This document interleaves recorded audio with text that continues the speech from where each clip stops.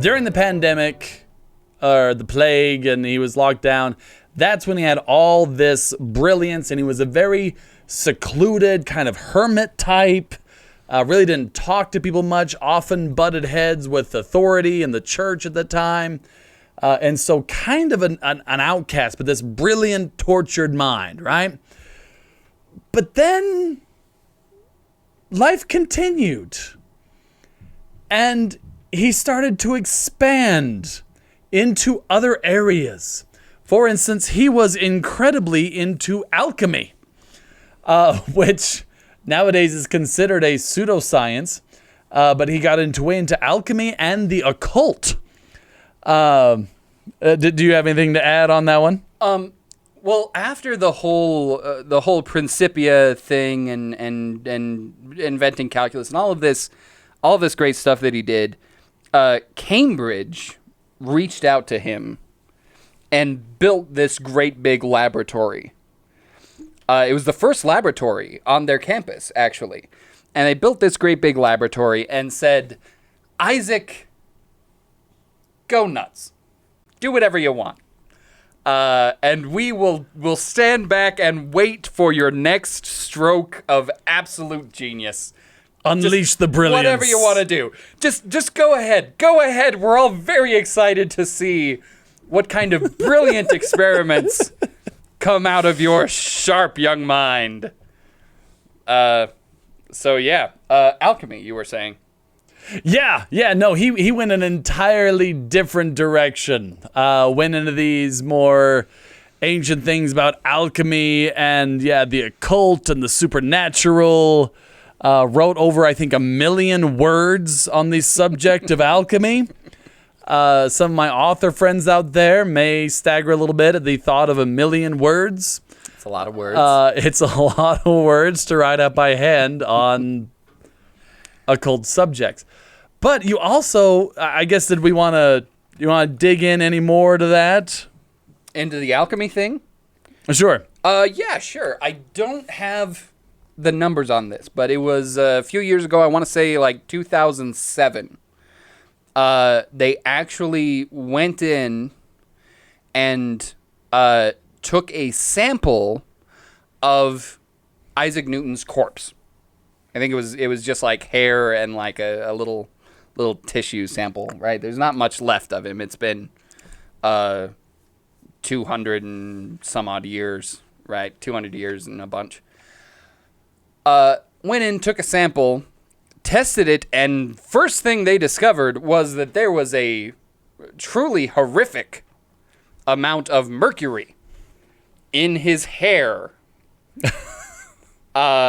And I don't mean that, like, maybe he shampooed with it. I mean that it was in his body and was leaching out through his follicles. It was something like 7 times the normal amount for a person living at that time, which at that time they were actually, there was a lot of mercury around. It was fairly common to inject it into various orifices as a cure for different things. Do not look that up if you want to sleep tonight. Don't look that up.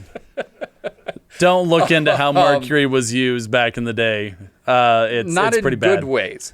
So, yeah, in his experiments to try to turn lead to gold and perform these alchemical miracles, he exposed himself to some extreme, hazardous self-experimentation. It is, and not just handling it. The levels that we're seeing indicate that he was probably ingesting it, that he was possibly injecting it. He was putting a whole lot of heavy metals, which you're not supposed to put into your body, into his body.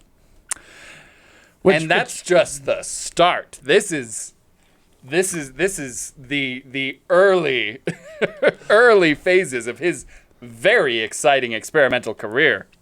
Now, it is worth knowing that all of his experiments were not only about alchemy or things like that. He was also getting into optics, right? In one of the word of the days, I believe for the word of prize, I talked about him blowing bubbles and watching how the the light changed across the skin of the bubble.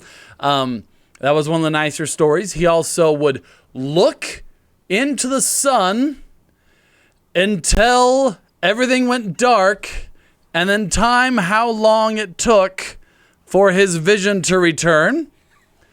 Mike, do you have any other optics stories of things that Newton did to explore light and vision and such?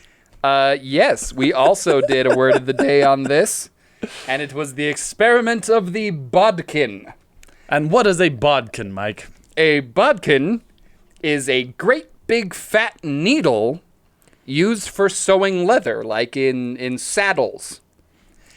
And his experiment went thusly. He would insert the bodkin twixt the globe and the bone, and I'm trying to remember the exact wording, but I'll just paraphrase from here. That wasn't an exact quote, but twixt the globe and the bone, as close to the back of the eyeball as he could get, and then scramble it around and pull it back out. And then he would draw the black spots that were bursting in his vision.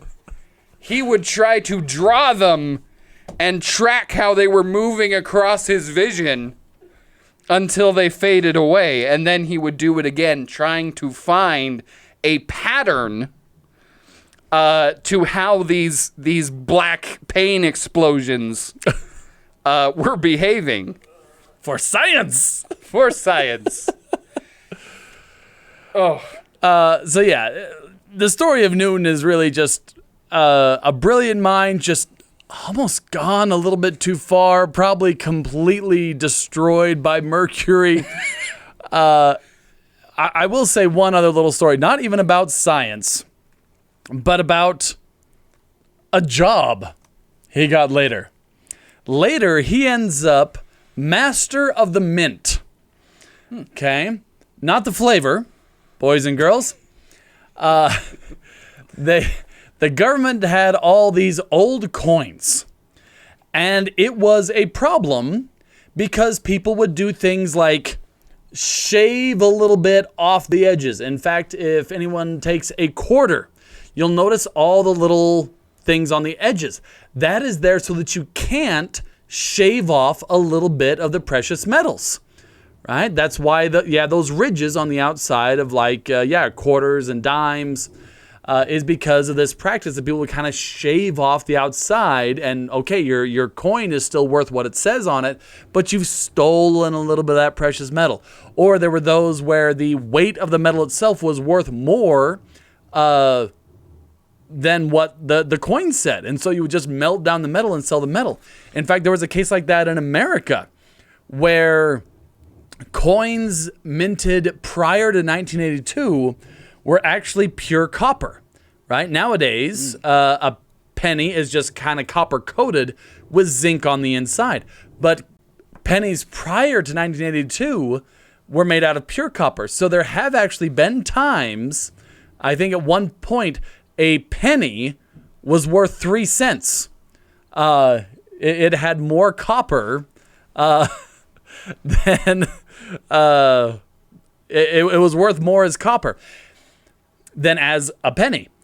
And so Newton takes on this job for some reason and starts, applying his mind to, reminting the coins and administration and all this boring stuff, right?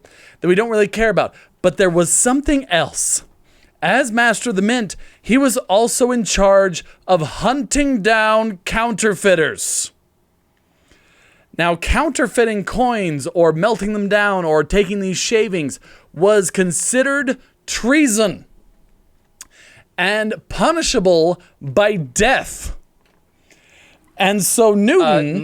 Not painless death. Oh, I was either. getting to that. Okay. I was getting that. Don't you worry, Mike. Make sure you get all the gross, torturous bits there, Lance. Yes, we will not miss that. So Newton actively starts straight up Sherlock Holmes style putting on disguises dressing like a bum, going into seedy bars in questionable parts of town. Ladies and gentlemen, this is Isaac Newton dressing up like a beggar to go and spy on possible counterfeiters. And of course, like everything else in his life, he is good at it and catches them. And now he is in a little bit of a quandary because he personally doesn't feel that the death penalty is really warranted in this. But you know what? Dang it, the law is the law. And so he sentences them to death. Mike, did you want this one? I'll take it. I suppose I can. By drawing and quartering. This was not a lop off the head. This was, we will stretch you, break your bones, and cut you into pieces. And again, ladies and gentlemen, Isaac Newton was the one doing this. Out there catching people to get their entrails burned before them while they were still alive. Yes. So, quite the action-packed life. Oh, yeah. That Newton had. Oh, yeah. Newton was a roller coaster from beginning to end. Just amazing. Lots of heavy metal poisoning, dangerous jobs. And this is, let's see, early 1700s? Thereabouts? Late 1600s, early 1700s? Yeah. Did you happen to notice how old he was when he died? Wasn't he decently old for someone of that time? For someone of that time, how late would you guess? Oh, man, I'm trying to... I swear I looked this up. I can't remember. Hit me. 84! 84 years old!